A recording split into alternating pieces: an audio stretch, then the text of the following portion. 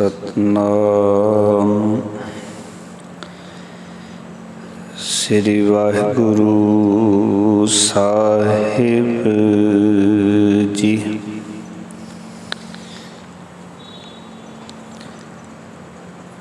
जेता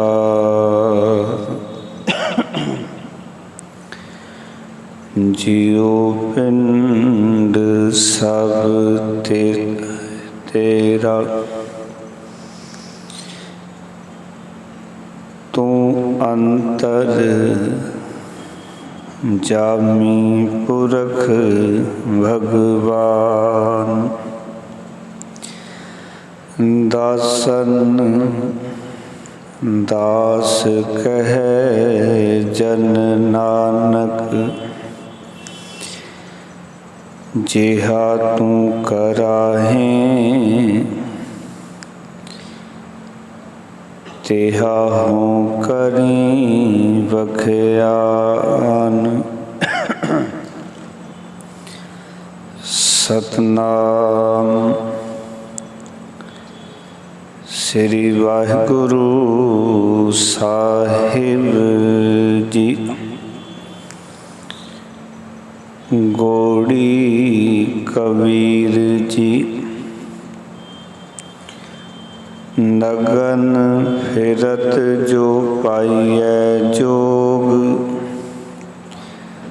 बन का मिरग मुकत सब होग। नगन फिरत जो पाइए जोग, बन का मिरग मुकत सब होग। क्या नांगे क्या बांधे चाम, जब नहीं चीनस आत्म राम रहाउ। मूंड मुंडाए जो सिद्ध पाई, मुक्ति पेड़ न गैया काई। बिंद राख जो तरिए भाई, खुश रह क्यों ना परम गत पाई। कहो कबीर सुनो नर भाई, राम नाम बिन किन गत पाई। कहो कबीर सुनो नर भाई, राम नाम बिन किन गत पाई। ओ वाहिगुरु जी का खालसा, ओ वाहिगुरु जी की फतेह। तन तन साहिब श्री गुरु ग्रंथ साहब महाराज जी दी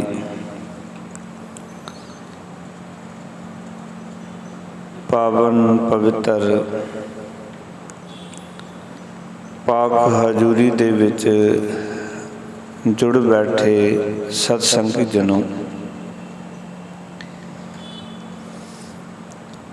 सतगुरां ने कृपा की गुर शब्द नूं विचारन दा सुभाग समा प्राप्त होया है। अस्थान ते भगतां दी लड़ीवार बाणी दे विचार पिछले दिनों तो आरंभ की है। अज विचार अधीन गौड़ी राग दे विच कबीर साहब जी की उचारण की हुई चौथी गौड़ी है, भाव चौथा शब्द है। पावन अंक 324 के उत्ते ये दरगाही बोल दर्ज हैं। भगत कबीर साहब जी ने अज दे शब्द राही ਉਹਨਾਂ ਲੋਕਾਂ ਨੂੰ ਟਾਰਗੇਟ ਕੀਤਾ ਹੈ ਜਿਹੜੇ ਲੋਕ ਨੰਗੇ ਰਹਿ ਕੇ ਜੰਗਲਾਂ ਦੇ ਵਿੱਚ ਘੁੰਮਦੇ ਫਿਰਦੇ ਸਨ,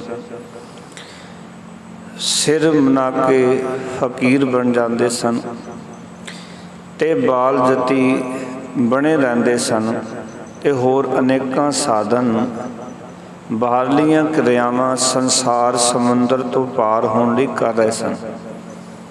ਸਤਿਗੁਰ ਉਹਨਾਂ ਕਿਰਿਆਵਾਂ ਨੂੰ ਭਗਤ ਕਬੀਰ ਸਾਹਿਬ ਜੀ ਦੇ ਰਾਹੀਂ ਪ੍ਰਗਟ ਕਰ ਰਹੇ ਹਨ। ਸੋ ਆਓ ਇਹਨਾਂ ਬਚਨਾਂ ਦੀ ਵਿਚਾਰ ਕਰਨੀ ਹੈ ਔਰ ਇਹ ਗੱਲ ਸਮਝਣੀ ਹੈ ਕਿ ਜੇ ਅਸੀਂ ਸੰਸਾਰ ਦੇ ਵਿੱਚ ਇਹਨਾਂ ਸੰਸਾਰੀ ਬੰਧਨਾਂ ਤੋਂ ਮੁਕਤ ਹੋ ਸਕਦੇ ਹਾਂ ਤੇ ਕੇਵਲ ਨਾਮ ਦੇ ਆਸਰੇ, ਗੁਰਬਾਣੀ ਦੇ ਆਸਰੇ, ਗੁਰੂ ਵਿਚਾਰ ਦੇ ਆਸਰੇ ਅਸੀਂ ਜੀਵਨ ਨੂੰ ਪਵਿੱਤਰ ਬਣਾ ਸਕਦੇ ਹਾਂ, ਜੀਵਨ ਨੂੰ ਖੁਸ਼ਹਾਲ ਬਣਾ ਸਕਦੇ ਹਾਂ, ਆਨੰਦਮਈ ਬਣਾ ਸਕਦੇ ਹਾਂ। ਆਓ ਮਨੋਬਿਰਤੀਆਂ ਇਕਾਗਰ ਕਰੋ, ਸਾਹਿਬਾਂ ਜੀ ਦੀ ਅਸੀਸ ਦੇ ਪਾਤਰ ਬਣੋ। ਵਿਚਾਰਾਂ ਦੀ ਆਰੰਭਤਾ ਤੋਂ ਪਹਿਲਾਂ ਸਾਹਿਬਾਂ ਨੂੰ ਝੁਕਾਓ ਸੀਸ, ਫਤਿਹ ਦੀ ਸਾਂਝ ਕਰੋ। ਆਖੋ ਜੀ ਵਾਹਿਗੁਰੂ ਜੀ ਕਾ ਖਾਲਸਾ, ਵਾਹਿਗੁਰੂ ਜੀ ਕੀ ਫਤਿਹ।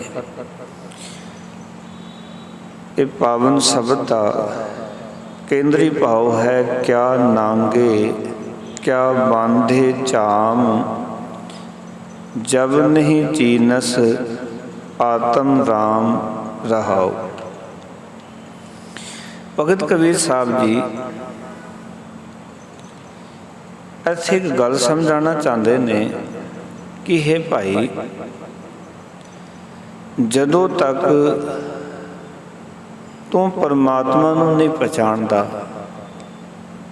ਆਤਮ ਰਾਮ ਨੂੰ, ਜਬ ਨਹੀਂ ਚੀਨਸ ਆਤਮ ਰਾਮ। ਚੀਨਸ ਦਾ ਅਰਥ ਹੁੰਦਾ ਪਹਿਚਾਨਣਾ, ਪਰਚੋਲ ਕਰਨੀ, ਸਮਝਣਾ। ਆਤਮ ਰਾਮ ਦਾ ਅਰਥ ਹੈ ਪਰਮਾਤਮਾ ਨੂੰ। ਭਾਵ ਇਹ ਸਮਝਾਉਣਾ ਚਾਹੁੰਦੇ ਨੇ, ਜਦੋਂ ਤੂੰ ਆਪਣੇ ਹਿਰਦੇ ਵਿੱਚ ਪਰਮਾਤਮਾ ਨੂੰ ਨਹੀਂ ਪਹਿਚਾਣਦਾ, ਵਾਹਿਗੁਰੂ ਜੀ ਨੂੰ ਨਹੀਂ ਸਮਝਦਾ, ਉਸ ਦੀ ਹੋਂਦ ਨੂੰ ਅਨੁਭਵ ਨਹੀਂ ਕਰਦਾ। ਅਸਲ ਵਿੱਚ ਮਨੁੱਖ ਨੂੰ ਧਿਆਨ ਨਾਲ ਤੱਕਾਂਗੇ ਤੇ ਸੰਸਾਰ ਦੀ ਹਰ ਇੱਕ ਬਾਹਰ ਦੀ ਚੀਜ਼ ਦੀ ਇਹ ਪਹਿਚਾਣ ਰੱਖਦਾ ਹੈ, ਭਾਵੇਂ ਉਹ ਜੜੀ ਬੂਟੀਆਂ ਨੇ, ਭਾਵੇਂ ਘਰ ਦੇ ਸਾਜੋ ਸਮਾਨ ਨੇ, ਵਸਤਰ ਹੈ, ਲੋਕ ਨੇ।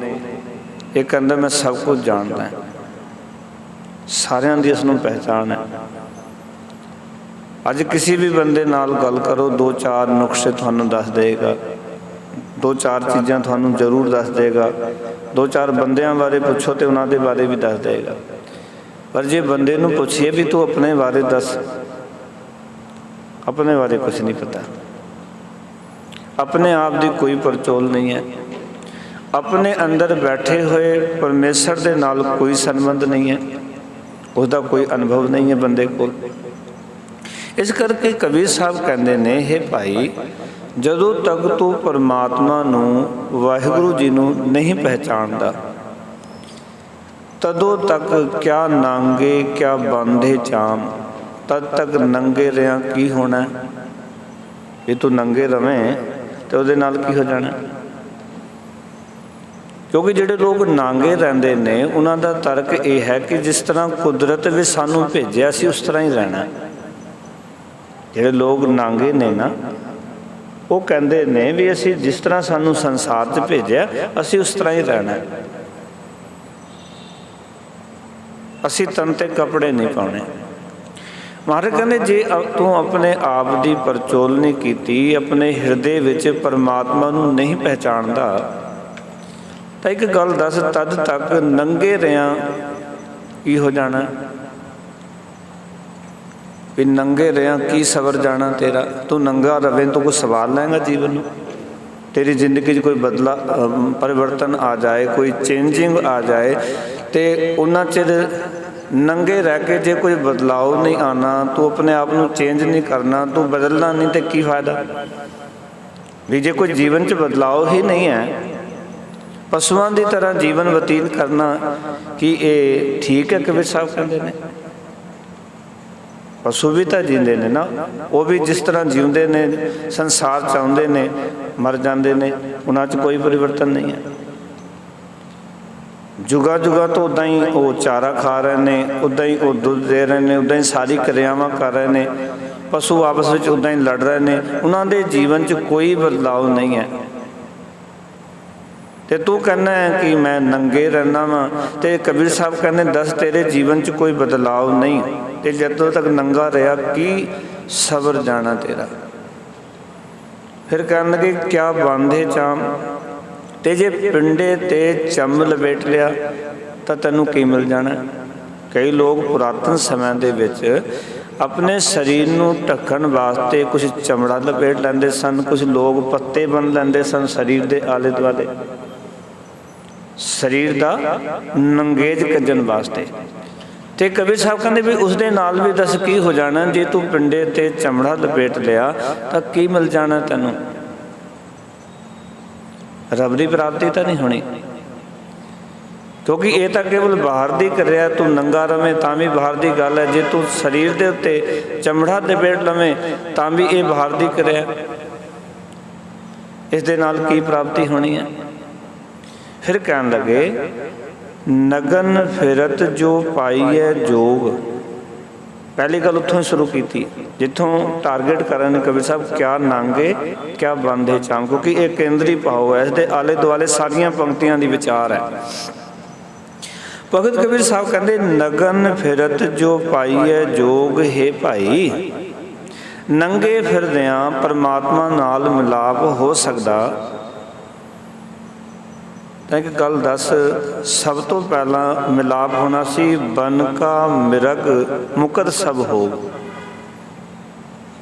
ਇੱਥੇ ਵੈਸੇ ਜਿਹੜਾ ਮਿਰਗ ਕਿਹਾ ਨਾ, ਵੈਸੇ ਮਿਰਗ ਕਹਿੰਦੇ ਨੇ ਹਿਰਨ ਨੂੰ, ਪਰ ਇੱਥੇ ਮਿਰਗ ਜਿਹੜਾ ਅੱਖਰ ਵਰਤਿਆ ਪਸ਼ੂਆਂ ਵਾਸਤੇ ਵਰਤਿਆ, ਜੰਗਲ ਦੇ ਜਿਹੜੇ ਪਸ਼ੂ ਨੇ।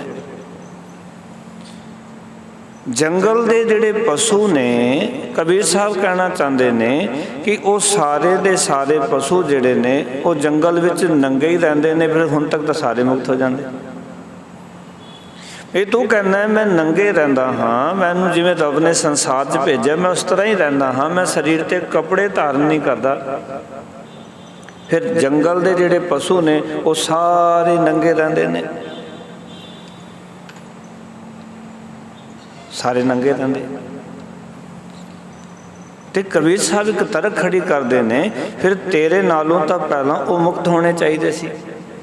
ਉਹ ਤਾਂ ਹੁਣ ਤੱਕ ਸਾਰੇ ਮੁਕਤ ਹੋ ਗਏ ਹੁੰਦੇ, ਜਿਤਨੇ ਵੀ ਜੰਗਲ ਦੇ ਪਸ਼ੂ ਨੇ ਉਹ ਸਾਰੇ ਮੁਕਤ ਹੋ ਗਏ ਹੋਣੇ, ਪਰ ਉਹ ਕੋਈ ਵੀ ਮੁਕਤ ਨਹੀਂ ਹੋਇਆ। ਫਿਰ ਇੱਕ ਗੱਲ ਦੱਸ ਵੀ ਨੰਗੇ ਰਹਿਆਂ ਕੀ ਲਾਭ ਹੈ, ਜੇ ਨੰਗੇ ਫਿਰਦਿਆਂ ਵੀ ਪਰਮਾਤਮਾ ਦਾ ਮਿਲਾਪ ਨਹੀਂ ਹੋ ਸਕਦਾ। ਜਾਂ ਨੰਗੇ ਰਹਿਆਂ ਤੂੰ ਸੋਚੇ ਕਿ ਪਰਮਾਤਮਾ ਦਾ ਮਿਲਾਪ ਹੋ ਜਾਣਾ ਹੈ, ਤਾਂ ਫਿਰ ਤੇਰਾ ਨਹੀਂ, ਤੇਰੇ ਨਾਲ ਪਸ਼ੂਆਂ ਦਾ ਮਿਲਾਪ ਪਹਿਲਾਂ ਹੋਣਾ ਚਾਹੀਦਾ, ਕਿਉਂਕਿ ਉਹ ਤਾਂ ਸਾਰੇ ਹੀ ਨੰਗੇ ਰਹਿੰਦੇ ਨੇ। ਤੂੰ ਤਾਂ ਫਿਰ ਵੀ ਕੋਈ ਤਨ ਦੇ ਉੱਤੇ ਤਨ ਨੂੰ ਕੱਜ ਲੈਣਾ ਹੈ, ਪਰ ਜੰਗਲ ਦੇ ਪਸ਼ੂ ਸਾਰੇ ਹੀ ਨੰਗੇ ਰਹਿੰਦੇ ਹਨ ਤੇ ਉਹ ਸਾਰੇ ਮੁਕਤ ਹੋ ਜਾਂਦੇ। ਬਨ ਕਾ ਮਿਰਗ ਮੁਕਤ ਸਭ ਹੋਗ, ਹੋਗ ਦਾ ਅਰਥ ਸਾਰੇ ਹੋ ਜਾਂਦੇ ਮੁਕਤ, ਜਿਤਨੇ ਵੀ ਜੀਵ ਨੇ ਸਾਰਿਆਂ ਨੂੰ ਮੁਕਤੀ ਮਿਲ ਜਾਂਦੀ। ਅਗਲੀ ਗੱਲ ਕਰਦੇ ਨੇ, ਕਹਿੰਦੇ ਮੂੰਡ ਮੁੰਡਾਏ ਜੋ ਸਿਧ ਭਾਈ। ਕਈ ਜਿਹੜੇ ਨੇ ਉਹ ਸਿਰ ਮੁੰਡਾਉਂਦੇ ਨੇ, ਔਰ ਇਸ ਤਰੀਕੇ ਨਾਲ ਮੁੰਡਾਉਂਦੇ ਨੇ ਸਿਰ ਕਿ ਕੋਈ ਵੀ ਵਾਲ ਉਹਨਾਂ ਦੇ ਸਿਰ ਤੇ ਦਿਖਾਈ ਨਹੀਂ ਦੇਣਾ ਚਾਹੀਦਾ। ਇਸ ਤਰੀਕੇ ਦੇ ਨਾਲ ਆਪਣੇ ਸਿਰ ਦੇ ਵਾਲ ਉਹ ਮੁੰਡਾਉਂਦੇ ਹਨ। ਮੂੰਡ ਮੁੰਡਾਏ ਜੋ ਸਿਧ ਭਾਈ, ਕਹਿਣ ਲੱਗੇ ਜੇ ਸਿਰ ਦੇ ਵਾਲ ਮੁੰਡਾਇਆ ਸਿੱਧੀ ਮਿਲ ਜਾਂਦੀ, ਕਾਮਯਾਬੀ ਮਿਲ ਜਾਂਦੀ, ਜੀਵਨ ਸਫਲ ਹੋ ਜਾਂਦਾ, ਤਾਂ ਕਹਿੰਦੇ ਨੇ ਮੁਕਤੀ ਭੇਡ ਨਾ ਗਈਆ ਕਾਈ।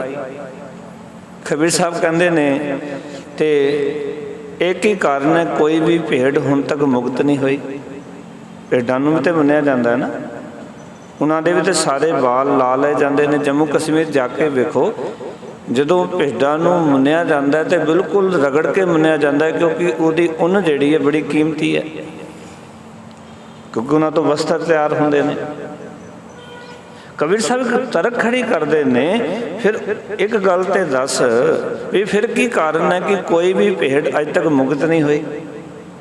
ਕੋਈ ਤੇ ਮੁਕਤ ਹੋ ਜਾਂਦੀ ਨਾ, ਵੀ ਜੇ ਕੇਵਲ ਸਿਰ ਮੁਨਾਇਆ ਜਾਂ ਇਸ ਤਰ੍ਹਾਂ ਬਾਲ ਕਟਾਇਆ ਕਿ ਕੋਈ ਵੀ ਬਾਲ ਸਿਰ ਤੇ ਨਜ਼ਰ ਨਹੀਂ ਆਉਣਾ ਚਾਹੀਦਾ। ਜੇ ਇਸ ਤਰ੍ਹਾਂ ਮੁਕਤੀ ਮਿਲਦੀ ਤਾਂ ਸਭ ਤੋਂ ਪਹਿਲਾਂ ਕਹਿਣ ਲੱਗੇ ਕਬੀਰ ਸਾਹਿਬ, ਕਹਿੰਦੇ ਭੇਡ ਨੂੰ ਮੁਕਤੀ ਮਿਲਣੀ ਚਾਹੀਦੀ ਸੀ, ਪਰ ਅੱਜ ਤੱਕ ਮੈਂ ਦੇਖਿਆ ਕੋਈ ਵੀ ਭੇਡ ਮੁਕਤ ਨਹੀਂ ਹੋਈ।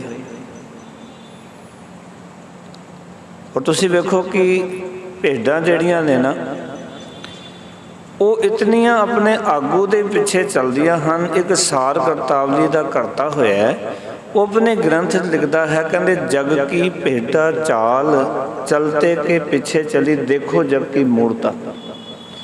ਉਹ ਜਗਤ ਨੂੰ ਭੇਡ ਚਾਲ ਕਹਿੰਦਾ। ਉਸ ਨੂੰ ਕਿਸੇ ਨੇ ਪੁੱਛ ਲਿਆ, ਸਵਾਮੀ ਜੀ ਤੁਸੀਂ ਜਗਤ ਨੂੰ ਭੇਡ ਚਾਲ ਕਹਿ ਰਹੇ ਹੋ? ਕਹਿੰਦੇ ਕਿਉਂ? ਕਹਿੰਦੇ ਇਸ ਕਰਕੇ ਕਹਿ ਰਹੇ ਆ, ਇੱਕ ਭੇਡ ਖੂਹ 'ਚ ਡਿੱਗ ਜਾਏ ਤੇ ਪਿੱਛੇ ਜਿੰਨੀਆਂ ਭੇਡਾਂ ਨੇ ਸਾਰੀਆਂ ਖੂਹ 'ਚ ਡਿੱਗ ਜਾਂਦੀਆਂ,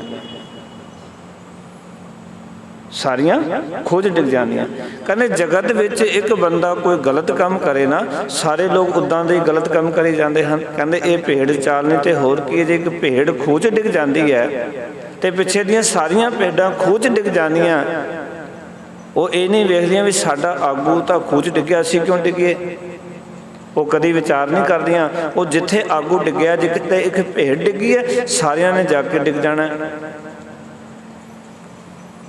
ਉਹ ਕਹਿੰਦੇ ਇਸ ਕਰਕੇ ਸੰਸਾਰ ਨੂੰ ਮੈਂ ਵੇਖਦਾ ਭੇਡ ਚਾਲ ਹੈ।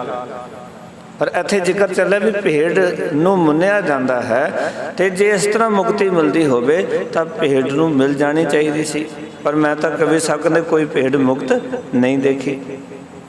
ਇਹ ਵੀ ਤਾਂ ਮੁਕਤੀ ਹੋਣੀ ਚਾਹੀਦੀ ਹੈ ਵੀ ਇੱਕ ਭੇਡ ਡਿੱਗੀ ਹੈ ਦੂਜੀ ਨਾ ਡਿੱਗੇ, ਦੂਜੀ ਮੁਕਤ ਹੋਵੇ, ਇਸ ਗੱਲ ਤੋਂ ਉਹ ਤਾਂ ਮੁਕਤ ਹੈ ਨਹੀਂ ਨਾ। ਸਾਰ ਕਰਤਾਵਲੀ ਦੇ ਬਚਨ ਮੈਂ ਤੁਹਾਨੂੰ ਤਾਂ ਸੁਣਾਏ ਕਿ ਇੱਕ ਭੇਡ ਜਿਹੜੀ ਹੈ ਉਹ ਡਿੱਗੀ ਹੈ, ਦੂਜੀ ਵੀ ਡਿੱਗ ਗਈ, ਇਸ ਦਾ ਅਰਥ ਦੂਜੀ ਮੁਕਤ ਨਹੀਂ ਹੈ, ਉਸ ਦੇ ਪਿੱਛੇ ਪਿੱਛੇ ਚੱਲ ਰਹੀ ਹੈ।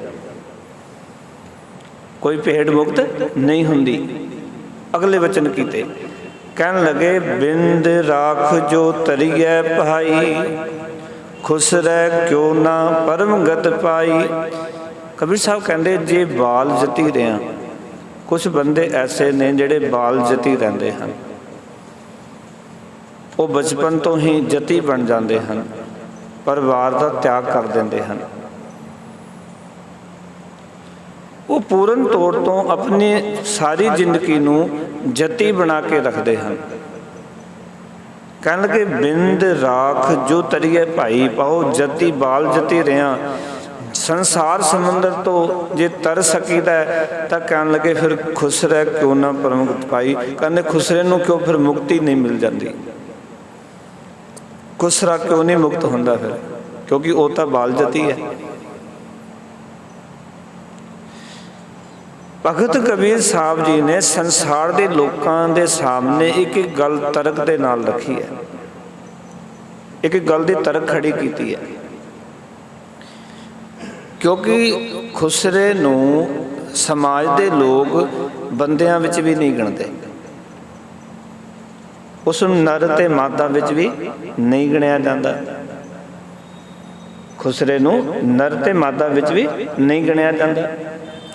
ਕਬੀਰ ਸਾਹਿਬ ਨੇ ਇਤਨੀ ਵੱਡੀ ਤਰਕ ਸਮਾਜ ਦੇ ਸਾਹਮਣੇ ਰੱਖ ਦਿੱਤੀ, ਉਹਨਾਂ ਲੋਕਾਂ ਦੇ ਸਾਹਮਣੇ ਰੱਖ ਦਿੱਤੀ ਜਿਹੜੇ ਲੋਕ ਘਰ ਪਰਿਵਾਰ ਛੱਡ ਕੇ ਜੰਗਲਾਂ ਨੂੰ ਚਲੇ ਜਾਂਦੇ ਸਨ, ਜਿਹੜੇ ਕਿ ਬਾਲ ਜਤੀ ਰਹਿੰਦੇ ਸਨ, ਜਿਨ੍ਹਾਂ ਨੇ ਸੁਪਨੇ ਦੇ ਵਿੱਚ ਵੀ ਉਹ ਹਰ ਵੇਲੇ ਭਗਤੀ ਵਿੱਚ ਰਹਿੰਦੇ ਸਨ ਤੇ ਆਪਣੇ ਜਤ ਸਤ ਨੂੰ ਕਾਇਮ ਰੱਖਦੇ ਸਨ।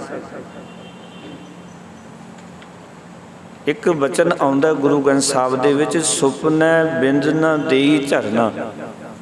ਸੁਪਨੇ ਦੇ ਵਿੱਚ ਵੀ ਉਹ ਆਪਣੇ ਸਰੀਰ ਦੇ ਉਸ ਰਗਤ ਨੂੰ ਸੰਭਾਲ ਕੇ ਰੱਖਦੇ, ਐਡੇ ਜਤੀ ਸਤੀ।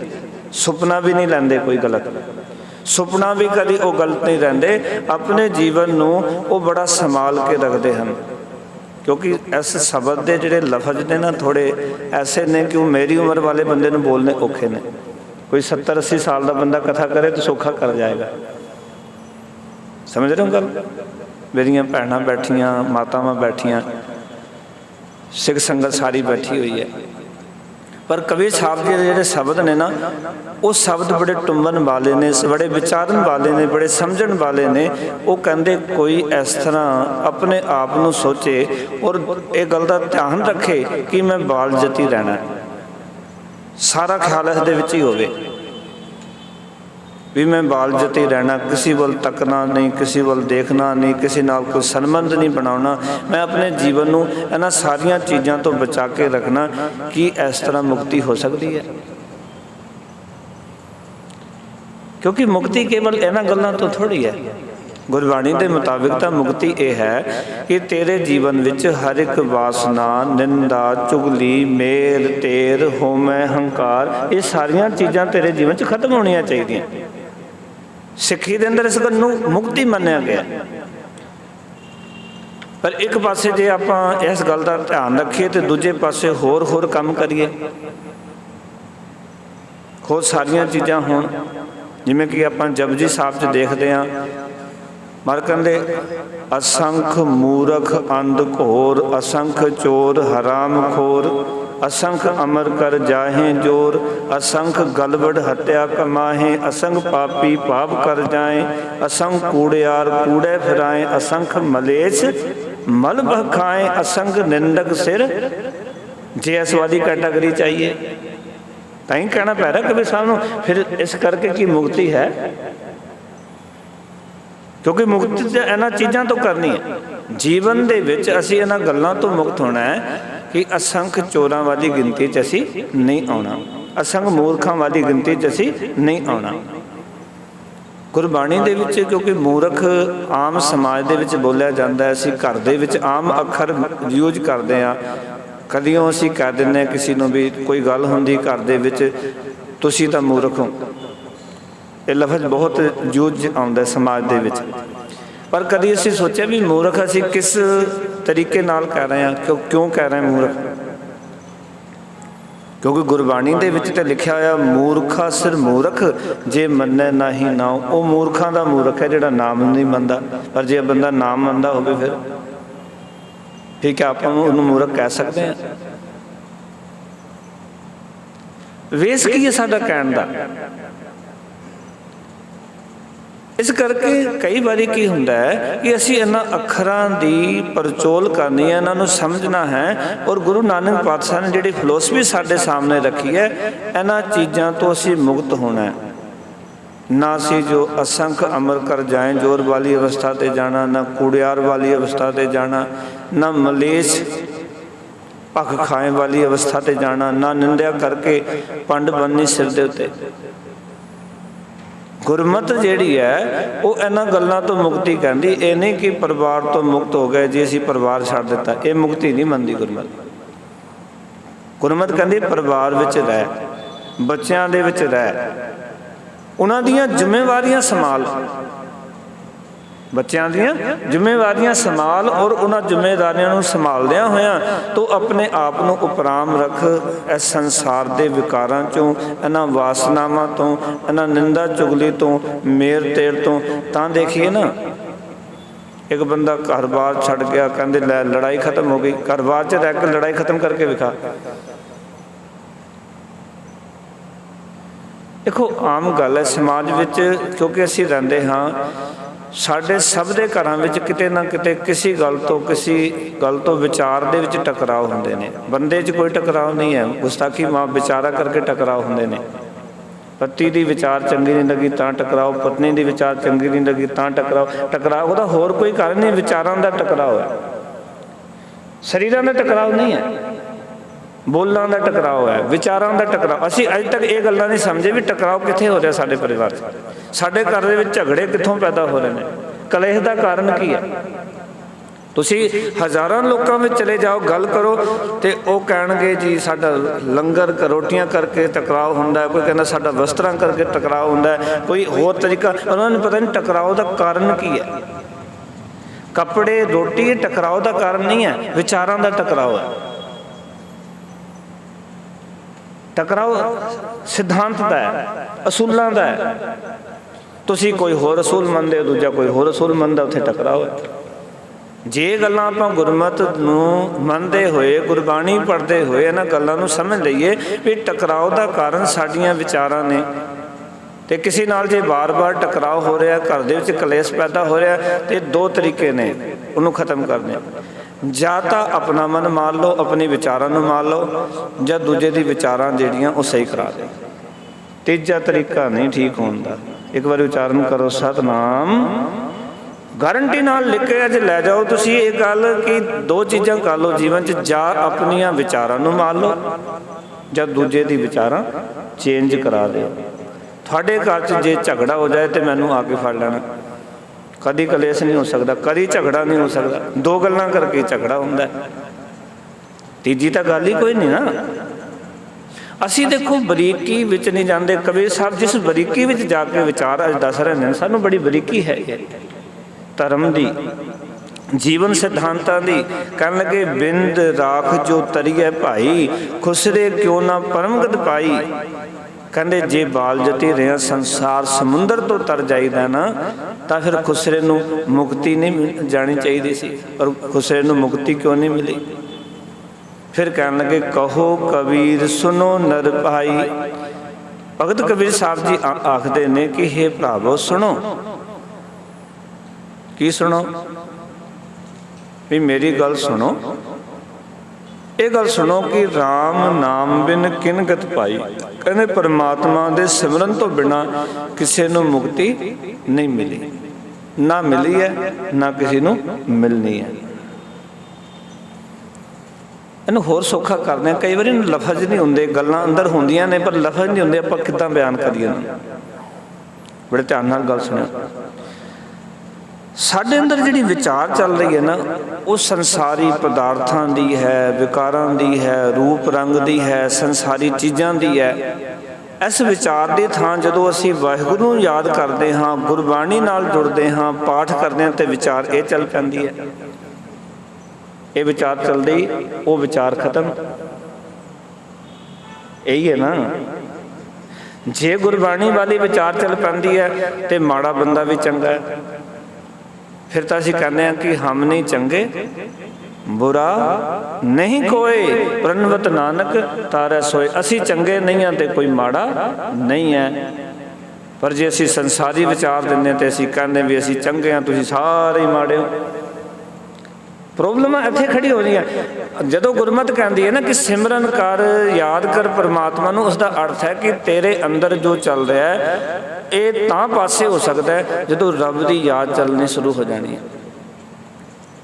ਪਰਮਾਤਮਾ ਦੀ ਯਾਦ ਚੱਲੇਗੀ, ਤੇਰੀ ਮੁਕਤੀ ਹੋ ਜਾਏਗੀ। ਉਸ ਦੀ ਯਾਦ ਕਿਵੇਂ ਚੱਲੇ? ਸਤਸੰਗਤ ਵਿੱਚ ਬੈਠੀਏ, ਬਾਣੀ ਪੜ੍ਹੀਏ, ਨਿਤਨੇਮ ਕਰੀਏ, ਬਾਣੀ ਦਾ ਅਭਿਆਸ ਕਰੀਏ, ਸ਼ਬਦ ਦੀ ਵਿਚਾਰ ਕਰੀਏ, ਘਰ ਦੇ ਵਿੱਚ ਚਰਚਾ ਕਰੀਏ।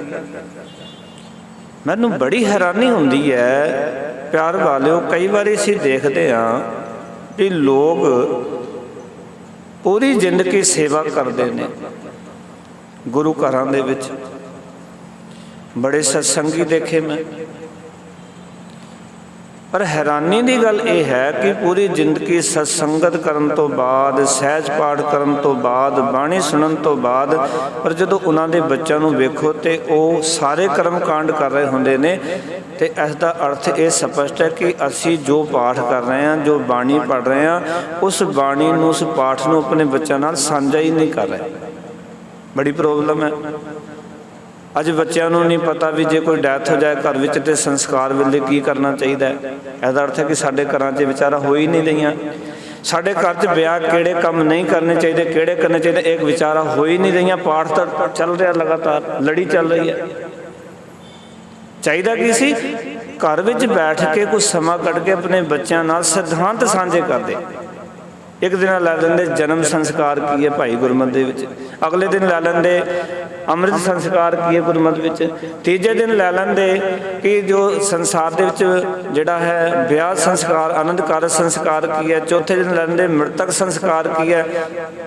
ਸਾਡੇ ਘਰ ਦੇ ਵਿੱਚ ਮਹੀਨੇ ਵਿੱਚ ਇੱਕ ਵਾਰੀ 4 ਦਿਨ ਇਹ ਵਿਚਾਰੇ ਜਾਂਦੇ ਤੇ ਸਾਡੇ ਬੱਚਿਆਂ ਦੇ 1 ਸਾਲ 2 ਸਾਲ ਵਿੱਚ ਦ੍ਰਿੜ ਹੋ ਜਾਣੇ ਸੀ ਸਾਰੀ ਗੱਲਾਂ। ਅਸੀਂ ਬਾਣੀ ਤੇ ਜ਼ੋਰ ਦਿੱਤਾ, ਅਸੀਂ ਸਹਿਜ ਪਾਠ ਕਰਦੇ ਹਾਂ, ਅਸੀਂ ਬੜੇ ਨਿਤਨੇਮੀ ਹਾਂ, ਅਸੀਂ ਬੜੇ ਪ੍ਰੇਮੀ ਹਾਂ। ਤੇ ਦੇਖੋ ਬਾਅਦ ਦੇ ਵਿੱਚ ਪੂਰੀ ਜ਼ਿੰਦਗੀ ਗੁਰਦੁਆਰੇ ਵਿੱਚ ਸੰਗਤ ਕਰਨ ਤੋਂ ਬਾਅਦ ਰਿਜ਼ਲਟ ਕੀ ਨਿਕਲਦਾ? ਬੱਚਿਆਂ ਨੂੰ ਕੁਛ ਨਹੀਂ ਪਤਾ, ਕੋਈ ਗੁਰਮਤਿ ਦਾ ਨਹੀਂ ਪਤਾ, ਕੋਈ ਰੂਹਾਨੀ ਜੀਵਨ ਦਾ ਨਹੀਂ ਪਤਾ, ਕੋਈ ਸਤਸੰਗਤ ਨਹੀਂ ਬਣਾ, ਬਾਣੀ ਦੇ ਸ਼ੁੱਧੀਕਰਨ ਦਾ ਕੋਈ ਪਤਾ ਨਹੀਂ। ਆਪਣੇ ਜੋ ਮਰਚ ਆਇਆ ਅਸੀਂ ਬੋਲੀ ਜਾਂਦੇ। ਬਾਣੀ ਆਪਣੇ ਕੋਲੋਂ ਅਸੀਂ ਬਣਾ ਕੇ, ਜਿੱਥੇ ਬਾਣੀ 'ਚ ਲਿਖਿਆ ਨਹੀਂ ਨਾ ਉੱਥੇ ਵੀ ਅਸੀਂ ਕਈ ਵਾਰੀ ਬੋਲ ਦਿੰਦੇ। ਮੈਂ ਤਾਂ ਕਈ ਵਾਰੀ ਹੈਰਾਨ ਹੁੰਦਾ, ਭਾਈ ਤੁਸੀਂ ਤੁਹਾਡੇ ਅੱਗੇ ਪੋਥੀ ਰੱਖੀ ਹੈ, ਗੁਟਕਾ ਰੱਖਿਆ, ਤੁਸੀਂ ਪਾਠ ਕਰ ਰਹੇ ਹੋ, ਤੁਸੀਂ ਕੀਰਤਨ ਕਰ ਰਹੇ ਹੋ, ਉਹਦੇ ਵਿੱਚ ਵੇਖ ਲਓ ਕੀ ਲਿਖਿਆ। ਹੁਣ ਮੈਂ ਕਈ ਵਾਰੀ ਸੁਣਦਾ, ਕਈ ਵਾਰੀ ਲੋਕਾਂ ਦਾ ਕੀਰਤਨ, ਕਈ ਵਾਰੀ ਪਾਠ ਸੁਣੀਦਾ, ਤੇ ਕਈ ਚੀਜ਼ਾਂ ਆਪਣੇ ਕੋਲੋਂ ਹੀ, ਜਿਵੇਂ ਆਰਤੀ ਚੱਲ ਰਹੀ, ਇੱਕ ਦਿਨ ਮੈਂ ਪਤਾ ਨਹੀਂ ਕਿੱਥੋਂ ਲਾਈਵ ਵੇਖ ਰਿਹਾ ਸੀ, ਤੇ ਉਹ ਕੋਈ ਕੀਰਤਨ ਕਰਿਆ, ਉਹ ਬੋਲੇ ਗੋਪਾਲ ਤੇਰਾ ਆੜਤਾ ਦਿਆਲ ਤੇਰਾ। ਦਿਆਲ ਤੇ ਲਿਖਿਆ ਹੀ ਨਹੀਂ ਉੱਥੇ, ਤੁਸੀਂ ਆਪਣੇ ਕੋਲੋਂ ਕਿੱਥੋਂ ਬਾਣੀ ਬਣਾ ਲਈ ਦਿਆਲ ਤੇਰਾ ਆੜਤਾ। ਦੇਖੋ ਅਸੀਂ ਕਿੱਥੇ, ਅਸੀਂ ਦੇਖ ਨਹੀਂ ਰਹੇ, ਸਾਡੇ ਕੋਲ ਬਾਣੀ ਹੈ। ਮੈਂ ਹੈਰਾਨ ਸੀ ਕਿ ਉਹ ਜਿਹੜਾ ਬੰਦਾ ਕੀਰਤਨ ਕਰ ਰਿਹਾ ਸੀ ਉੱਥੇ ਹੀ ਖੋਲ ਕੇ ਬੈਠਾ ਹੈ ਅੱਗੇ ਰੱਖ ਕੇ, ਤੇ ਗੋਪਾਲ ਤੇਰਾ ਆੜਤਾ ਦਿਆਲ ਤੇਰਾ ਆੜਤਾ। ਵੀ ਵਾਹਿਗੁਰੂ ਜੀ, ਦਿਆਲ ਤਾਂ ਉੱਥੇ ਲਿਖਿਆ ਹੀ ਨਹੀਂ, ਤੁਸੀਂ ਆਪਣੇ ਕੋਲੋਂ ਕਿੱਥੋਂ ਬਾਣੀ ਬਣਾ ਲਈ? ਉਹ ਲਿਖਿਆ ਹੋਇਆ ਗੋਪਾਲ ਤੇਰਾ ਆੜਤਾ, ਜੋ ਜਨ ਤੁਮਰੀ ਭਗਤ ਕਰਨ ਤੇ ਤਿਨਕੇ ਖਾਸ ਸਵਾ। ਤਾਂ ਸਿੱਧਾ ਸਿੱਧਾ ਲਿਖਿਆ ਹੋਇਆ। ਤੇ ਕੀ ਸਾਨੂੰ ਅਧਿਕਾਰ ਦਿੱਤਾ ਗੁਰੂ ਨਾਨਕ ਨੇ ਵੀ ਤੁਸੀਂ ਆਪਣੇ ਕੋਲੋਂ ਬਾਣੀ ਲਿਖ ਸਕਦੇ ਹੋ ਜਾਂ ਵਰਤ ਦੇਖੋ, ਰਾਮ ਰਾਏ ਨੇ ਇੱਕ ਅੱਖਰ ਬਦਲਿਆ ਸੀ, ਮੁਸਲਮਾਨ ਤੇ ਬੇਈਮਾਨ। ਅਗਲਾ ਮਾਨ ਤਾਂ ਹੈਗਾ ਸੀ ਨਾ, ਬੇਈਮਾਨ ਨੂੰ ਵੀ ਮਾਨ ਲੱਗਦਾ ਤੇ ਮੁਸਲਮਾਨ ਨੂੰ ਮਾਨ ਲੱਗ, ਉਹ ਤਾਂ ਨਹੀਂ ਚੇਂਜ ਕੀਤਾ, ਅੱਧਾ ਅੱਖਰ ਚੇਂਜ ਕੀਤਾ। ਗੁਰੂ ਸਾਹਿਬ ਨੇ ਘਰੋਂ ਕੱਢ ਦਿੱਤਾ। ਸਾਡੀ ਹਾਲਤ ਕੀ ਹੋਣੀ ਚਾਹੀਦੀ ਹੈ? ਕਦੀ ਵਿਚਾਰਿਆ ਸੀ? ਕਿਉਂਕਿ ਅਸੀਂ ਕੀ ਕਰ ਰਹੇ ਹਾਂ ਕਿ ਅਸੀਂ ਪੂਰੀ ਜ਼ਿੰਦਗੀ ਇਹ ਕੁਝ ਕਰਨ ਤੋਂ ਬਾਅਦ ਸਿੱਟਾ ਕੀ ਨਿਕਲਿਆ ਸਾਡਾ ਕਿ ਸਾਨੂੰ ਅਸੀਂ ਆਪਣੇ ਘਰਾਂ ਵਿੱਚ ਸਿੱਖੀ ਦਾ ਬਿਲਕੁਲ ਪ੍ਰਚਾਰ ਨਹੀਂ ਕਰ ਰਹੇ, ਸਿੱਖੀ ਬਾਰੇ ਕੁਝ ਦੱਸ ਨਹੀਂ ਰਹੇ। ਕਬੀਰ ਸਾਹਿਬ ਜੀ ਨੇ ਬੜੇ ਕਮਾਲ ਦੇ ਵਚਨ ਕੀਤੇ, ਕਹਿਣ ਲੱਗੇ, ਕਹੋ ਕਬੀਰ ਸੁਨੋ ਨਰ ਭਾਈ, ਰਾਮ ਨਾਮ ਬਿਨ ਕਿਨ ਗਤ ਪਾਈ। ਆਖਣ ਲੱਗੇ, ਹੇ ਭਾਈ ਸੁਣੋ, ਪਰਮਾਤਮਾ ਦੇ ਸਿਮਰਨ ਤੋਂ ਬਿਨਾਂ ਕਿਸੇ ਨੂੰ ਮੁਕਤੀ ਨਹੀਂ ਮਿਲੀ। ਤੇ ਜੇ ਆਪਣੀ ਵਾਸਨਾਵਾਂ ਤੋਂ, ਵਿਕਾਰਾਂ ਤੋਂ, ਬੁਰਾਈਆਂ ਤੋਂ ਮੁਕਤ ਹੋਣਾ ਤੇ ਅਕਾਲ ਪੁਰਖ ਵਾਹਿਗੁਰੂ ਨੂੰ ਯਾਦ ਕਰੋ। ਆਓ ਕਿਸ ਸਿਧਾਂਤ ਨੂੰ ਚੇਤੇ ਕਰੋ, ਗੁਰੂ ਕਿਸ ਵਿਆਖਿਆ ਨੂੰ, ਗੁਰੂ ਦੇ ਸ਼ਬਦ ਨੂੰ ਚੇਤੇ ਕਰੋ। ਗੁਰੂ ਦਾ ਅੱਠੇ ਪੈਰ ਧਿਆਨ ਕੀ ਕਰਨਾ ਹੈ? ਤੁਸੀਂ ਇੱਕ ਸ਼ਬਦ ਪੜ੍ਹਦੇ ਹੋ, ਦੁਖ ਭੰਜਨ ਤੇਰਾ ਨਾਮ ਜੀ, ਦੁਖ ਭੰਜਨ ਤੇਰਾ ਨਾਮ, ਆਠ ਪਹਿਰ ਆਰਾਧੀਏ ਪੂਰਨ ਸਤਿਗੁਰ ਗਿਆਨ। ਅੱਠੇ ਪੈਰ ਕੀ ਆਰਾਧਨਾ? ਪੂਰਨ ਸਤਿਗੁਰ ਗਿਆਨ। ਕੀ ਉਹ ਆਰਾਧਦੇ ਅਸੀਂ? ਸਤਿਗੁਰ ਦਾ ਗਿਆਨ ਯਾਦ ਰੱਖਦੇ ਵੀ ਸਤਿਗੁਰ ਜੀ ਸਾਨੂੰ ਕੀ ਗਿਆਨ ਦਿੰਦੇ ਨੇ। ਜਿਸ ਦਿਨ ਅਸੀਂ ਸਤਿਗੁਰ ਦੇ ਗਿਆਨ ਨੂੰ ਗੁਰਸਿੱਖੋ ਆਰਾਧਨਾ ਸ਼ੁਰੂ ਕਰ ਦਿੱਤਾ ਨਾ, ਸਤਿਗੁਰ ਦੇ ਗਿਆਨ ਨੂੰ ਆਰਾਧਨਾ ਸ਼ੁਰੂ ਕਰ ਦਿੱਤਾ, ਉਸ ਦਿਨ ਅਸੀਂ ਮੁਕਤ ਹੋਵਾਂਗੇ। ਅਸੀਂ ਤਾਂ ਗਿਆਨ ਨੂੰ ਨਹੀਂ ਨਾ ਆਰਾਧ ਰਹੇ। ਅਸੀਂ ਮੱਥਾ ਟੇਕਦੇ ਹਾਂ, ਵਾਹਿਗੁਰੂ ਜੀ ਤੁਸੀਂ ਬਹੁਤ ਵੱਡੇ ਹੋ, ਤੁਹਾਡੀ ਬੜੀ ਕਿਰਪਾ ਹੈ, ਪਰ ਜੋ ਗੁਰੂ ਨੇ ਕਿਹਾ, ਮੁਖ ਵਾਕ ਦੇ ਰਾਹੀਂ ਕਿਹਾ, ਗੁਰੂ ਸਾਹਿਬ ਨੇ ਸ਼ਬਦ ਵਿਚਾਰ ਦੇ ਰਾਹੀਂ ਕਿਹਾ, ਕੀਰਤਨ ਦੇ ਰਾਹੀਂ ਕਿਹਾ, ਪਰ ਅਸੀਂ ਕੀ ਕਰ ਰਹੇ ਹਾਂ? ਉਸ ਨੂੰ ਯਾਦ ਨਹੀਂ ਰੱਖ ਰਹੇ। ਯਾਦ ਰੱਖਣਾ ਸੀ ਅੱਠੇ ਪੈਰ, ਅਸੀਂ ਤਾਂ ਜ਼ਿੰਦਗੀ 'ਚ ਇੱਕ ਪੈਰ ਵੀ ਯਾਦ ਨਹੀਂ ਰੱਖ ਰਹੇ। ਅੱਠੇ ਪੈਰ ਤਾਂ ਛੱਡੋ ਖੈਰ, ਜਿਹੜੀ ਗੱਲਾਂ ਗੁਰੂ ਸਾਹਿਬ ਨੇ ਸਾਨੂੰ ਆਖੀਆਂ ਉਹ ਅਸੀਂ ਕਿਤਨੀਆਂ ਯਾਦ ਰੱਖਦੇ ਹਾਂ। ਕੋਈ ਮਨਮਤ ਵਾਲੇ ਕਰਮ ਕਰੀ ਜਾਂਦੇ ਹਾਂ, ਮਨ ਮਰਜ਼ੀਆਂ ਕਰੀ ਜਾਂਦੇ ਹਾਂ, ਔਰ ਫਿਰ ਕਹਿੰਦੇ ਗੁਰੂ ਸਾਹਿਬ ਜੀ ਤੁਸੀਂ ਬੜੇ ਮਹਾਨ, ਤੁਹਾਡੀ ਬਾਣੀ ਬੜੀ ਮਹਾਨ। ਖੇਡ ਬਣੇਗੀ ਕਿਤੇ? ਨਹੀਂ ਬਣਨੀ। ਇਸ ਕਰਕੇ ਕਬੀਰ ਸਾਹਿਬ ਜੀ ਦੀ ਗੱਲ ਮੰਨ ਲਈਏ। ਆਓ ਕਬੀਰ ਸਾਹਿਬ ਕਹਿ ਰਹੇ ਨੇ, ਕਹਿੰਦੇ ਨੰਗੇ ਰਹਿ ਕੇ ਜੰਗਲਾਂ ਵਿੱਚ ਭੋਣਾ ਤੇ ਸਿਰ ਮੁਨਾ ਕੇ ਫਕੀਰ ਬਣ ਜਾਣਾ, ਬਾਲ ਜਤੀ ਬਣੇ ਰਹਿਣਾ, ਇਹੋ ਜਿਹੇ ਕੋਈ ਸਾਧਨ ਮਨੁੱਖ ਨੂੰ ਸੰਸਾਰ ਸਾਗਰ ਤੋਂ ਪਾਰ ਨਹੀਂ ਕਰ ਸਕਦੇ। ਇੱਕ ਵਾਰੀ ਉਚਾਰਨ ਕਰੋ, ਸਤਨਾਮ। ਨਹੀਂ ਕਰ ਸਕਦੇ। ਫਿਰ ਕਬੀਰ ਸਾਹਿਬ ਦੱਸੋ ਕਿਵੇਂ ਪਾਰ ਹੋਵਾਂਗੇ? ਕਹਿੰਦੇ ਕੇਵਲ ਪਰਮਾਤਮਾ ਦਾ ਨਾਮ ਹੀ ਬੇੜਾ ਸਾਡਾ ਪਾਰ ਕਰ ਸਕਦਾ ਹੈ। ਜੇ ਅਸੀਂ ਆਪਣੇ ਬੇੜੇ ਨੂੰ ਪਾਰ ਕਰਨਾ ਚਾਹੁੰਦੇ ਹਾਂ ਤੇ ਫਿਰ ਨਾਮ ਨਾਲ ਜੁੜ ਜਾਈਏ, ਵਾਹਿਗੁਰੂ ਦੀ ਸਿਫਤ ਨਾਲ ਜੁੜ ਜਾਈਏ, ਫਿਰ ਸਾਡਾ ਇਸ ਸੰਸਾਰ ਸਾਗਰ ਤੋਂ ਤਰਨਾ ਜਿਹੜਾ ਉਹ ਸੌਖਾ ਹੋ ਜਾਏਗਾ। ਕਿਉਂਕਿ ਇੱਕ ਪੰਕਤੀ ਕਹਿ ਕੇ ਸਮਾਪਤੀ ਕਰਾਂ, ਇਹ ਸਾਗਰ ਸੋਈ ਤਰੈ ਜੋ ਹਰ ਗੁਣ ਗਾਏ, ਸਾਧ ਸੰਗਤ ਕੈ ਸੰਗ ਵਸੈ, ਬੜ ਭਾਗੀ ਪਾਏ। ਇਤਨੇ ਬਚਨ ਪ੍ਰਵਾਨ। ਜੀ ਆਇਆਂ ਨੂੰ ਸਾਰਿਆਂ ਦਾ ਧੰਨਵਾਦ। ਫਤਿਹ ਦੀ ਸਾਂਝ ਕਰੋ। ਆਖੋ ਜੀ ਵਾਹਿਗੁਰੂ ਜੀ ਕਾ ਖਾਲਸਾ, ਵਾਹਿਗੁਰੂ ਜੀ ਕੀ ਫਤਿਹ।